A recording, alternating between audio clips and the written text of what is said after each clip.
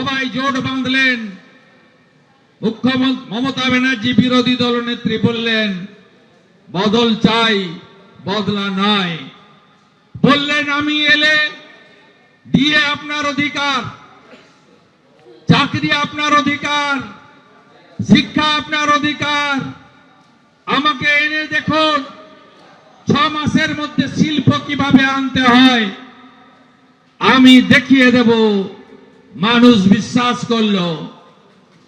একদিকে নন্দীগ্রামের গণহত্যা, অন্যদিকে সুচপুর নানুরের গণহত্যা, অন্যদিকে ছোট আঙ্গারিয়ার গণহত্যা। অটল বিহারী বাজপেয়ীজি ভারত রত্ন তার আশীর্বাদ। এই বাংলাতে মানুষ অনেক কিছু আশা করেছিলেন। By the fans as a messiah of football sports. But what has been done here, because of the systemic failure, his visit has been messed up beyond description. The reasons behind this, how this could happen, what is the role and responsibility of the organizers, what is the role and responsibility of the government, particularly the police, who are all responsible for the mishap that has happened here. Was any intelligence failure there? Was any preparation for action on wanting? All these aspects have to be looked into. I could also meet the committee which has been set up for this purpose, headed by a retired judge of the High Court, the Chief Secretary, Home Secretary and others in the picture. They are also having the detailed inspection. যুব ভারতীতে বিশৃঙ্খলা ধৃত শতদ্রু দত্তের 14 দিনের police হেফাজতের নির্দেশ বিধাননগর আদালতের।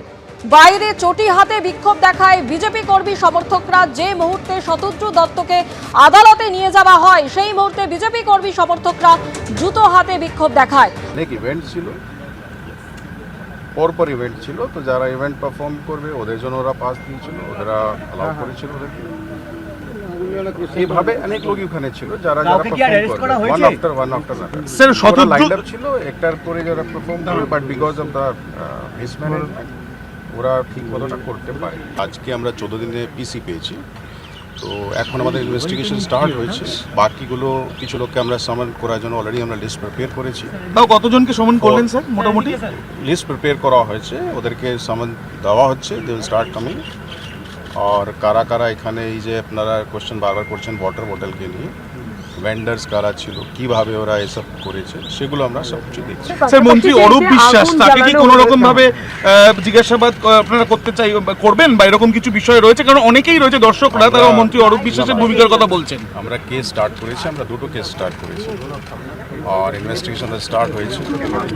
আর already একটা লোককে আমরা অ্যারেস্ট করেছি। বাকি আমরা সিসিটিভি ফুটেজগুলো দেখছি, আমাদের এখানেই কন্ট্রোল রুম আছে, ওখানে সিসিটিভি ফুটেজগুলো আমরা চেক করছি। যাদের যাদেরকে আইডেন্টিফাই করা হবে ওদেরকে আমরা অ্যারেস্ট করছি। সব রিপোর্ট পাবো, সবার সঙ্গে আলোচনা হয়েছে, আরো আমাদের আলোচনা করতে হবে, আরো ডেপথে যেতে হবে। সব অ্যাসপেক্টগুলোই তদন্ত করা হবে। তদন্তের পরে যখন রিপোর্ট আসবে আপনিও পাবেন, আপনাদেরকেও জানাবো। এখন তো আজকে প্রথম দিন আছে, প্রথম দিন আমরা আগে যে স্টেডিয়ামের কি অবস্থা আছে ওটা আমরা দেখে গেলাম। প্রাথমিকভাবে আলোচনা হয়েছে। এখন এত একদিনে তো সব জিনিস বলা যাবে না, একটু সময় দিন, সময় দেওয়ার পর। টিকিটের টাকা রিফান্ডের ব্যাপারটা নিয়ে কি আপনারা দেখবেন? যে সব প্রশ্নের উত্তর আমরা রিপোর্টে দেব। ওর আগে থেকে আপনি কেন উত্তর শুনতে চাইছেন? আমাদের একটু তো সময় দিন। গতকাল থেকে আজকে আমরা যে করার আমরা করেছি, একটু আরও আমরা এর উপরে বিবেচনা করব, প্রশ্নগুলো যে আছে ওর উত্তর খোঁজার চেষ্টা করব, যেটা তদন্তের একটা সিস্টেম থাকে। তারপরে আমরা তদন্তের সব অ্যাসপেক্টগুলোই বিবেচনা হবে। অলরেডি একজন তো অ্যারেস্ট হয়েছে, 14 দিন পিসি হয়েছে, তার সঙ্গে কি কথা বলতে চান আপনারা?